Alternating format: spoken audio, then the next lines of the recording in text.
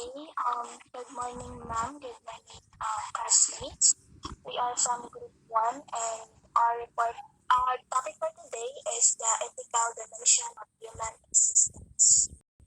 So, Costa,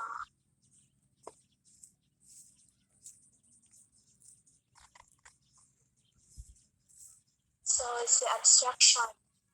Value. Ethics, generally speaking, is about matters such as a good thing that we should pursue or a bad thing that we should avoid. The right ways in which we could or should act the wrong way of acting. It is about what is acceptable and acceptable in human behavior. It may be involve obligation that we are expected to fulfill. Like for example, Mom Gabrielle expected us to be on time for her class, and of course, it is our obligation to fulfill it because it is the right thing. So it may involve the obligation that we are expected to fulfill and prohibition that we are required to respect. For example, wearing sleeveless during the class. Of course, that's the wrong things. No, we should required to respect our school so that and in order to respect our school. So next.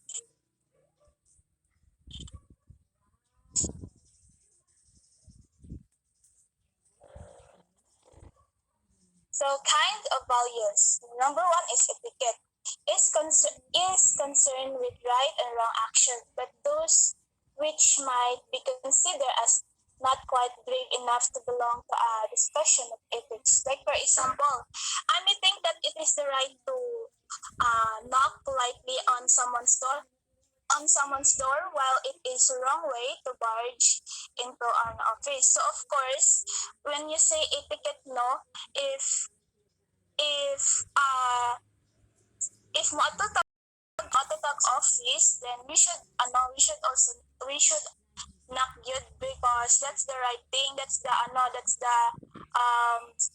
etiquette, and the wrong way is to barge into one's office. Dili ka basta-basta na makakuan kay what if kato sa sulod na office is naay gamitin, then mo kuan ka, then mo sulod ra kag kuan, walay kaning pag knock lang bisag nga na. So the second is the technique. It is often used to refer a proper way or a right way of doing things, but a technical valuation or right or wrong technique of doing things may not be unnecessarily be an ethical one. So ang technique, it is a procedure or process. Example, this is when you bake a cake, no? When you bake a cake,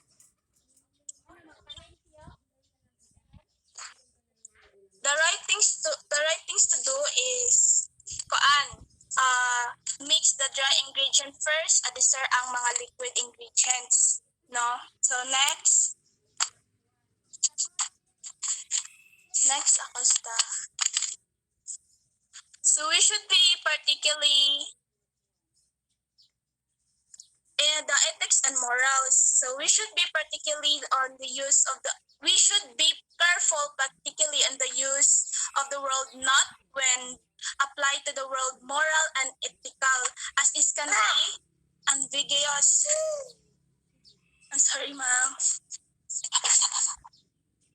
Ambiguous. So ambiguous meaning is double meaning, no? Double meaning. So one of this is moral, may be used to refer to specific beliefs or attitude that people have or to describe act that people perform. Thus, it's said that an individual personal conduct is referred to as his morals. And if he falls short of behaving properly, this can be described as immoral. So, an example of moral is some of his friends are having a cheating on their exams. Then, naisa na murag dili siya mo haod sa iya bisag iya fa friends, tapos naa siya moral na dili gid siya mag-cheat, no in her life. Kay gusto niya ang iya gid goal is mag-study hard. Ana. So the second one is the moral judgment or moral reasoning such as a moral aspects. Example of this is when they say that the action is right or wrong or that the person is good or bad. Now, for example, in the movie is nam bida o kontrabida.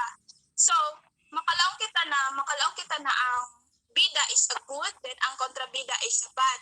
Tapos ang ilang mga gihimo is ang bida, ang gihimo niya is right, then ang kontrabida is gihimo niya is bad. So, second is ethics. So, ang ethics no is it is the spoken as the discipline of studying and understanding ideal human behavior of ideal ways of thinking. It is acknowledged as an intellectual discipline, the philosophy. Acceptable and acceptable behavior are generally described as ethical and unethical. So the last one is professional ethics are the acceptable and acceptable ways of behaving in a given field. For example, this is the medical ethics for the doctors and nurse, media ethics for writer and reporters. So next. So philosophy.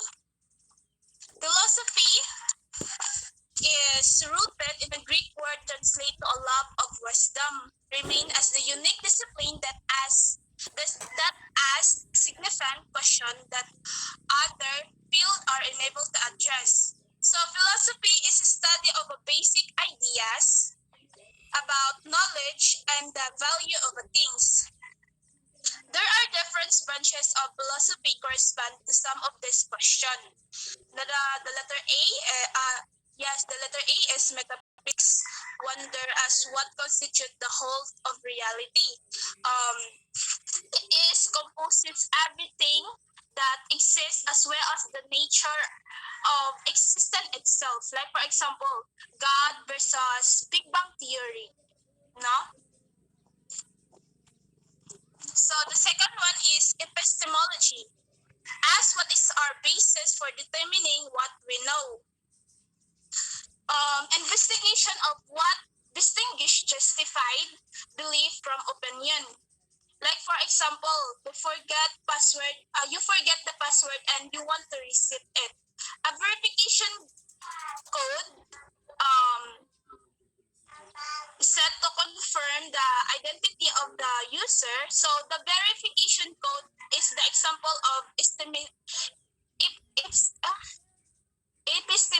issue. No? The third one is axology, refer broadly to the study of value and is often divided into aesthetic, which is concern itself with the value of human action. So, when you say axology, it is a value or worth, the study of goodness on the truth of something and the worth of something.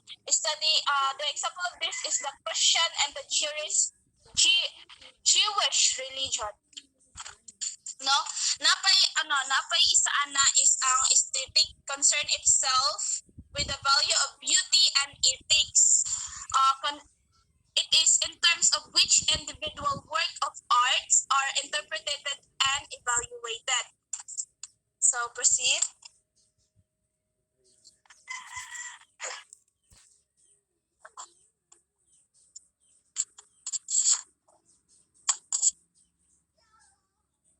So the descriptive study, where the descriptive study reports how people, particularly group, make their moral valuation without making any judgment, either for or against this valuation.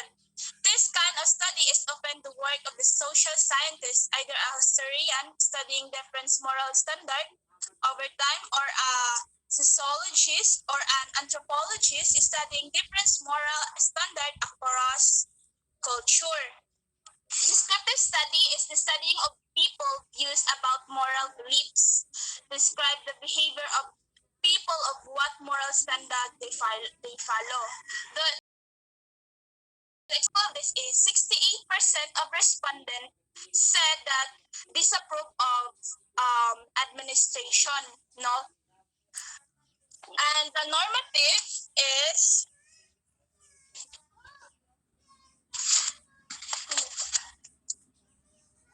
maklaro.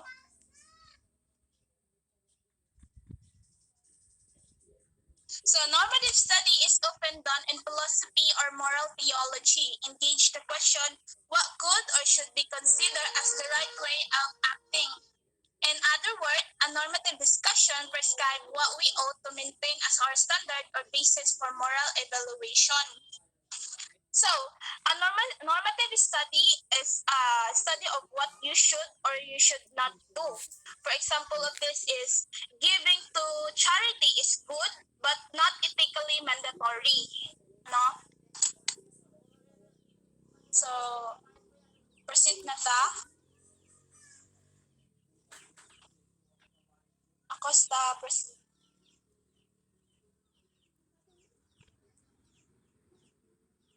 So let's proceed to issue, decision, judgment, and dilemma.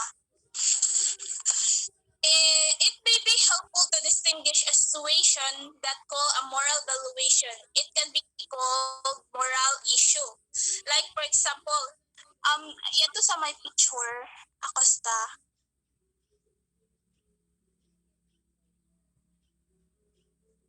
Tatong na ay picture bitaw.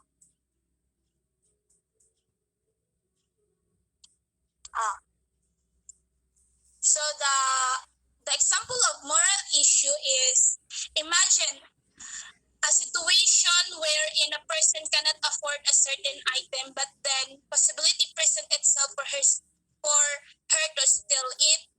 So ang kanang babae na naa sa picture is nangawat siya no in order to feed her her kids. So that's the moral issue. So and moral decision is when one is placed in a situation and confronted by a choice of what act to perform, he is called to make a moral decision. So ang moral decision dira is ang pulis.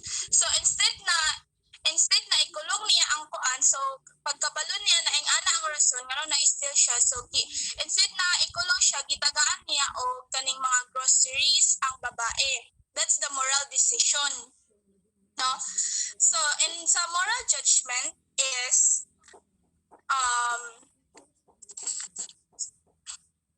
when a person or observer who make an assessment on the action of behavior of someone, it called the moral judgment, no? Same sa gimo sa police, no? Nagdesisyon siya na nag-judge tung wala pa niya na side na mao nang rason, so nag-judge siya na kuan maybe kawadan jud na babae, so mao to.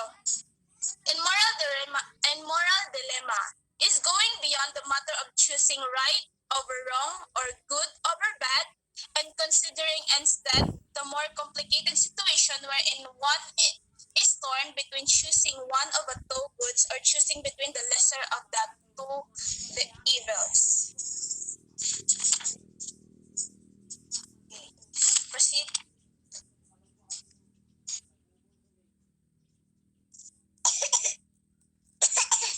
So reasoning. So why do we suppose to certain of way of acting it is right or is the opposite wrong? The study of ethics is interested in question like this. Why do we decide to consider this way of acting as acceptable where the way of acting it's opposite and it's unacceptable? To put in another way, what reason do we give to decide or to judge a certain way of acting? It's either right or wrong. Asking the question why might bring us to no more than a superficial discussion of rewards and punishment, but it could also bring us to another level of thinking. Perhaps one can rise above the particular of a specific decision going beyond whatever and present in the instance. So, paano proceed na sa moral theory?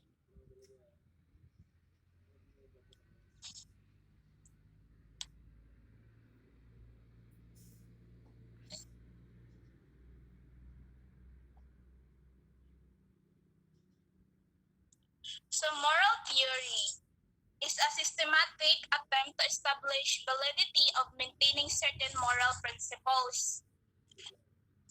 So moral theory help us to justify the ethical decision that we make.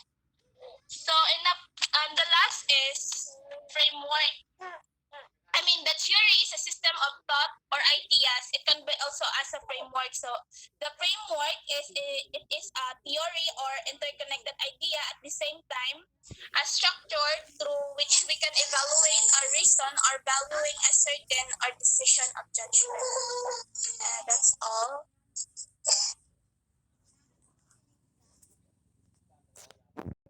Really the concern of ethics. The concerns of ethics is if that person is making a moral issue and that if you are doing that action na dili nagbibawal sa ato society. Like say for example class, because there were some action na even it is wrong, it could be a culture na gi-consider nato na right action niya on siya para sa ato long siya pero gi-consider ng ato society na right. Example in the fraternity, di ba class, they have this process to enter in the fraternity. What they usually do is they do this hazing thing, di ba? They do this hazing thing. When you do this hazing thing, of course, I am not member of that fraternity. If only I think about that hazing, for me it is a wrong action. But in that fraternity, in that organization, they consider that one as a right action because it is part of their process. It is part of their process. So we cannot say that there is an issue with that hazing thing because that is the rules and regulations. But if we cross to the line, if we cross to that rules that we have in our society in that organization, then we can see that there is an issue. There is a moral issue. If in that situation class, if in that situation, okay, si Avila mo enter on that fraternity, then he will do the hazing with the member of that fraternity. The moment nagahizing sila, and then that time natungnan because of hazing wala niya maangot, dili ni tinuod ha ka Avila, salay lang dili ang paan. Si Avila nakuan, wala niya makaya ang hazing. So wala namatay na siya with that action na by doing that hazing thing. So because of the death of Avila by doing the hazing things, that's the time that we can say that there is an issue in ethics. Because taking life of other people, it is as if we are taking the right of Avila of living in our society. Diba? It is our right to live. It is our right to live with our dreams, to do what we want. Then if we are going to get the life of Avila, we are going to kill Avila, then it is already against with our law, with the rules and regulations in our society. Though they are doing that hazing since it is legal in their organization, but killing the person is a big issue, and that is the big concern of an ethics. That's the time that we can see that there is an issue. So meaning pala class, there is an issue if we are doing an action that could affect other people. Doing action that could affect other people. So whatever is that action, as long as it affect other people, then there is an issue in and effects. Say for example, killing Avila, di ba? Wala na si Avila. So there are a lot of people who is mga relatives ni Avila, then we are affecting their ang family na members di nila. So as long as we are as long as our action is affecting the other people, then there is an issue in ethics, and that is moral issue. And we also have this what we call moral decision. Again, moral decision class, it is how are you going to decide with that situation. Okay, so how are you going to decide with this scenario or with this situation? Say for example, in you are in that situation na wala kay kwarta, gusto nimo mo atog eskwelahan kay may exams niyo. Okay, since wa imo kwarta, there is a possibility pag when we talk ethics gayon, there is a possibility na manghilabot ka ng kwarta kay if you have this eagerness gid na gusto na gayud nimo moadto sa eskwelahan kay na exam kay kung dili ka moadto bagsak exam ka, diba? So there is a possibility do wala lang sa imo una so 100% there is 1% possibility na manghilabot ka ng kwarta sa imo mama or the rest of bisan hain na tao. Okay, so if you decide on that the moment that you decide on that situation with whatever is your decision, that is moral decision. It could be an immoral decision if you choose to do the action that it is out of your moral. Diba? It is out of your moral principle, like you steal some money from your parents, so it is an immoral decision. But then if ever you choose not to go to school or avoiding stealing some resources, so it is immoral decision. Diba? And then another one, we have moral judgment. Okay, so these four kinds of evaluation, it is very important to apply this in every actions na ga-involve sa ato on that situation. So we have to consider this for the moral issue, the moral decision, and then we have this moral judgment. Okay, if you saw si Ramoso nakita ni mo nga nilugwa sa motel. Now, which is fact and true. Kung true and fact lang niya o na assessment ang imo gi-relay sa imo mga hoy si Kuan abila ang anak gatutan kaya si Kuan si Ausa ang anak siya. So if your assessment to that person is really what you saw or ang fact lang gid wala na imo gidugang-dugang or you are not making some stories na sa imo kita, then that is your moral judgment. Then if ever na himo na ko ng story, ang bayang kauban ni Ramoso sa motel is iya na papa, kay mo sugar daddy, uno da kan imo gipang istoryahan. Then that would become an immoral judgment. Okay, so you are always in that situation that we need to apply in our society. Sometimes it could affect our living in this society, how to balance our life in this society, diba? It could also affect our every one of us by doing that. So in every assessment that we make to that person, let us make sure that it is true and correct. So ma'am, okay na ba magmarites basta baya tinuod ako? Okay, so yes, that is your moral judgment. Okay, that is your moral judgment. But if ang imo concern sa pagmarites na yaon na tao is another story na yaon kung imo nagid gituyo-tuyo. It's another story. But in the court, inside the court, the true and the correct assessment na imo nakita gayon, that is your moral judgment. Amo? So we have to evaluate ourselves. And then the last one, we have this moral dilemma. Dilemma is the problem. So it's actually happened to us, diba? So if you are a student, perminti nato na kuan na scenario na situation is during exams.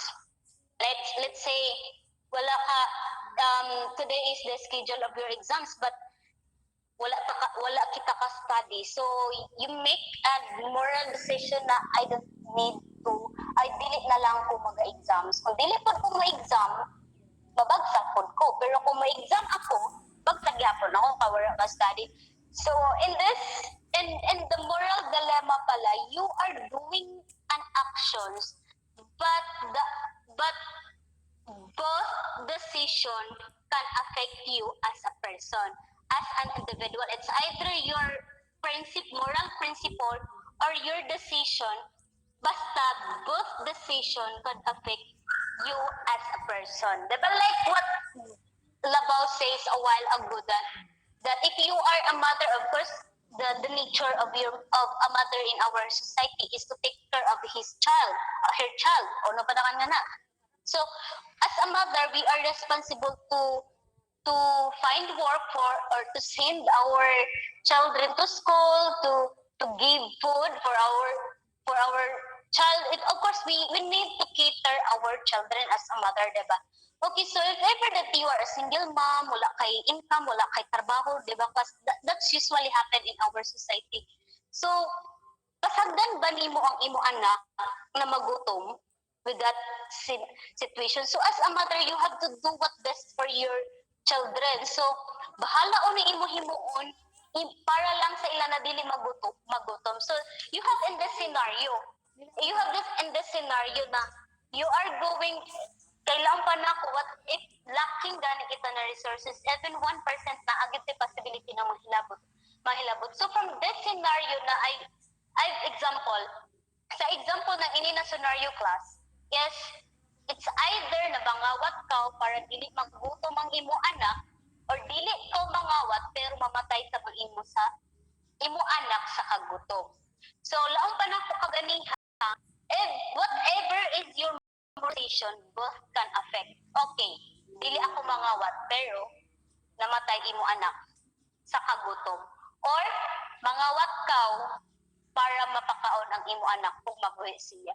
So whatever is your decision from that scenario, from that dilemma, if you are in that situation, then that is a moral dilemma and ethics. You are choosing between, but you have to sometimes for para lang sa ako bata. And that is so, guys, you still have questions. Wala iyo pangutana sa reporters? Okay, so let's proceed to the next reporter. So it has been posed by the government. Okay, the rules or regulation that has been posed by the government. Even wherever we go, we saw some rules or regulation in that place or in that place. Diba? Okay, so that is an example of passive law. So, ang law or the proper action that we need to do in our society. But have you observed, wala galaw ang law, unoy dili pwede nato himuon, but naglaong siya, unoy dapat ato himuon. Amo, wala siya galaw na, ayaw ini himuon, but galaong siya na ato ini siya himuon. Okay, so the authority part of the source of authority because it was already printed in our mind that we need to follow the law, and the authority by this is the government because they are the one who impose law, and we as part of our society, which is there is a government, we are bound to follow what was the rules or regulation that has been imposed by the government. Okay, so then we have also a culture. Okay, so we have different cultures, and then we that's why we have this what we call cultural relativism, because wherever we go class, there were different culture. In Philippines, lahi ang ato culture ngadto sa western na side. Sa Europe, di ba? If we are going to compare the culture, of course, dako gayud ang kalahian. But because of culture, dili kita gusto by doing that, we don't have any choice but to follow because that is the culture. So if in the law, whatever the law says, you have to follow. In culture, whatever is the culture of this society, you have to follow. Okay, so bahala it is out of your will, as long as this is the culture, then you have to follow. What was the culture in our in the Philippines? No, lahi nga to sa Europe na side. Okay, so same-sex marriage, di ba? It is not acceptable in our country, so that's why it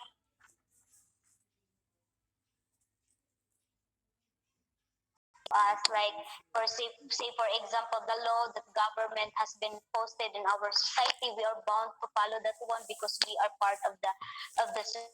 society. And then we have this culture, whatever is the culture of every place, so you have to follow what was their culture says to us as an individual. We are obliged to know, to be aware with what is the culture of that place.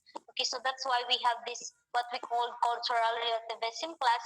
It's because every place has different culture, and we have to respect that one, even though it is out of our will, but we have to respect that one. Okay, so that's why there are some culture in this place na lahi isab sa uban. So we have to respect each culture of that place. And then the last one is religion. Okay, so religion is the beginning of our moral principle. That's why at this age we have this we limit ourselves by doing this action because we have this what we call principle, and that the root of that is the religion.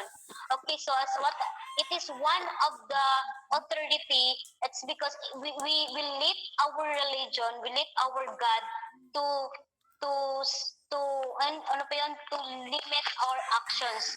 We respect our God and we obey with our God. Like what our God says to us is this actions right or wrong? It depends on our God if we need to follow that action. So if every one of you are letting your moral principle and respecting God's rules or laws and regulation, then you are imposing your moral principles, and whatever is your religion says to you as a person and living in this society, if you are following that, if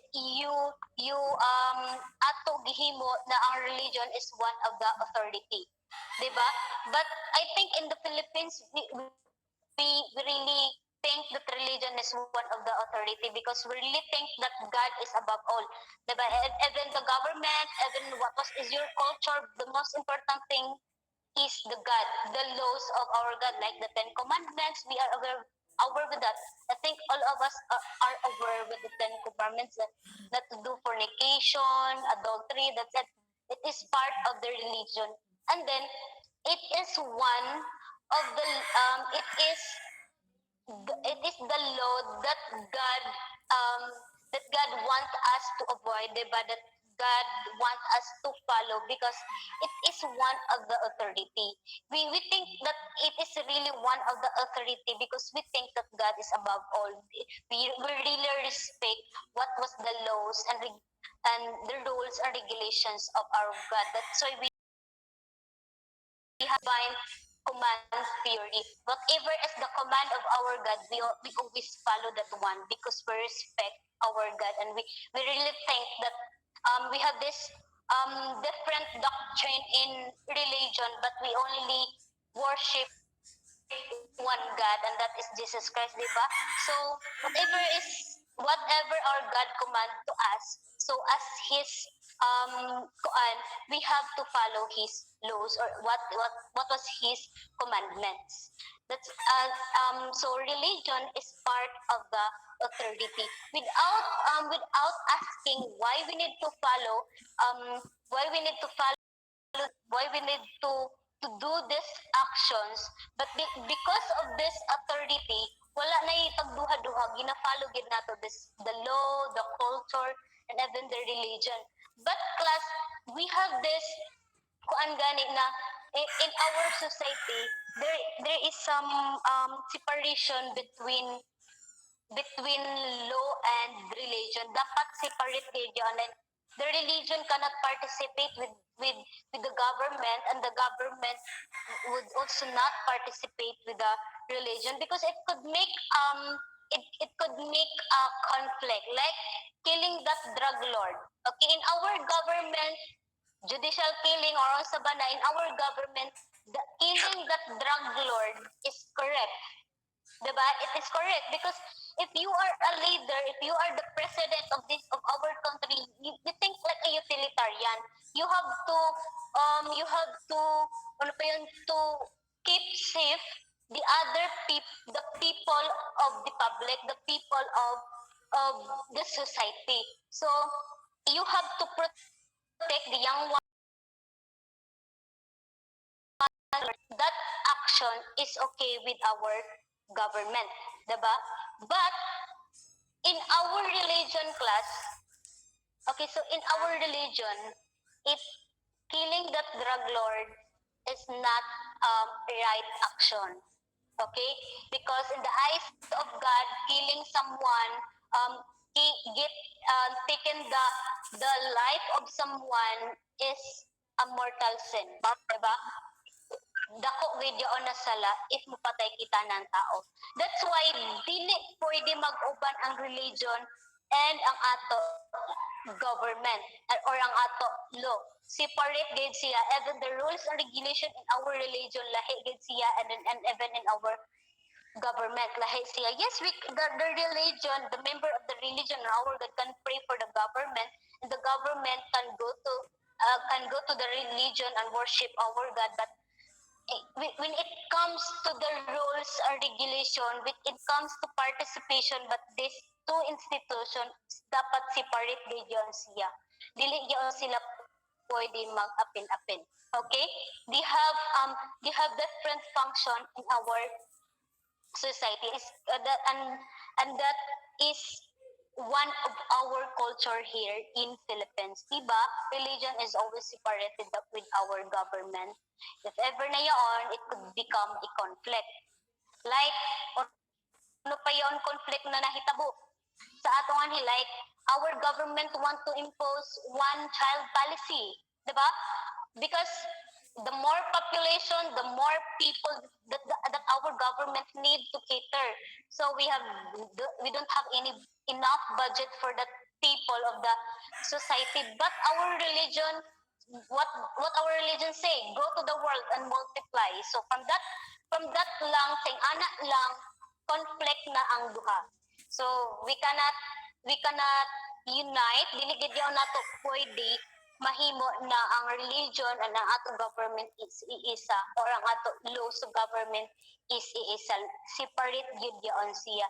And even our pastor, our priest in our church cannot level with the president. Diba? Dili yaon sila. So if you are the president of this country, you are the president of this country. If you are a priest, a pastor sa imo church, ikaw yaon. And we have to remind, we have to we have to be aware with what is really our function in our society. If you're part of the religion, if you are part of the government, it's either religion and government. Okay, so those were the sources of authority: the law, the culture, and the religion. And then we have this what we call senses of the self. Okay, senses of the self is, if you talk about senses, di ba, we have this sense of smell. Uno dili yaw nato mapugan because it is natural, it is naturally happen to us. So there is this what we call senses of the self. The first one is subjectivism. Okay, the word subjectivism, class, this theory is we are the soul, we are the subject of all moral valuation that we take or we act. Okay, so whatever is our actions to that society, we are the sole owner, we are the subject of that action. So no one can say to you what you need to do in the society, or whatever is your role in our society, because we are the subject. Even the brainwash sa imo dapat imuon, but the main subject is you. We are the soul, we are the source of our of all moral valuation, because we are the subject, and that is subjectivism. Next, senses of the self class is psychological egoism. When we talk about psychological egoism, there is a word psychological because every one of us, diba class, every one of us has our own role in our society, in our household, or if you are in our society, you are a student, or you are a mother or father, whatever is your role in our society. In psychology, you're doing these actions according to your role. Why you are, as a mother, why you are taking care of your children? Because you are a mother. Okay, so because you are a mother, that is your role in the society. If you are doing assignments, attending class by your instructor, doing those activities, you are doing that action because you are a student. You respect your instructor. Okay, so you have that you have that characteristic, you have that human conduct because you are a student and you are just doing your role in the society, and that is psychological egoism. Whatever is your role in the society, if you only do that because that is your role, then that is psychological egoism. If you are the president and you are doing what was the function of the president, you are, that is psychological egoism. You are the leader of your group, and then you are doing that because you are the leader. That class, it is psychological egoism. Okay, it is psychological egoism. Then the last one class is we have what was the last one? Ethical egoism. Okay, so ethical egoism. What was the last one? Am I right? Ethical egoism ba? Next slide. Next slide. Okay, the last one is ethical egoism. Okay, ethical egoism class, it is not actually the like psychological egoism, because ethical egoism, we are doing this action because it benefits us. It benefits the both person performing that actions. Say for example, we are all classmates in this class, and then during exam, I let Consueg Rock copy my exams para because he has a condition na after exams, after ako siya pakopyahon, after days, ilibrehon ako niya sa Jollibee, librehon ako niya sa Boulevard. So we are doing this action, it's because it could benefit us. In ana ang ethical egoism. Whatever is your action, as you are doing this, it's because you can benefit by that action. In ana siya. Okay, so imo siya gikuan, as long as maka-benefit daw, then you make that action. That is an ethical egoism. Any questions?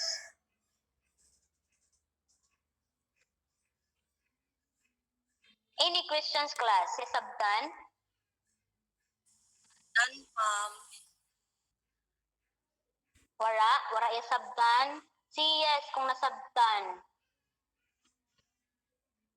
Ano ba? So, ano sub-signal? Hello? Ma'am. Yes, ma'am. Jeffrey Monera, ya sabtan. Ma'am. Yes, ma'am. Yes, ma'am. Morales, Yes, nasabtan. ma'am. Reporters, nasabtan ba? Ma'am. May kalisod Yes, din yung subag. Yes, ma'am. Yes, ma'am.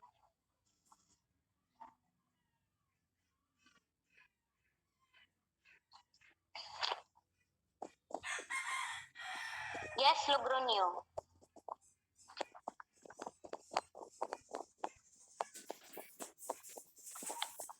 Resame. Sa nga, kumulang ato parents na dili ka mulakaw. Pero pwede da, kung gusto nimo, gusto mulakaw ka, makalakaw sa kawid. But still, we follow gihapon nato ato parents. What do you think is the reason? Why is it that we still Respect, ma'am. Nawa na si ma'am. Bye, ma'am. Over